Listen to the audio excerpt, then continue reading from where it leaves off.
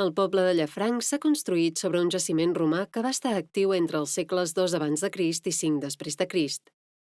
S'hi han localitzat habitatges, sepultures i restes relacionades amb la producció de ceràmica i el comerç del vi. Al carrer del Coral s'hi han trobat restes de dues premses, molt possiblement d'elaboració de vi, i quatre estances pavimentades amb opus signinum sobre la roca mare.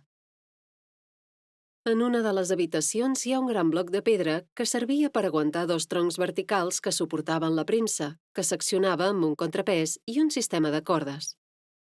Formava part de tot un sistema que començava a la part alta d'un turó per aprofitar el pendent i conduïa els líquids mitjançant canalitzacions cap a recipients situats a nivells més baixos. Encara a finals del segle XIX eren visibles dos recipients rectangulars situats en l'espai que ara ocupa l'església de Santa Rosa.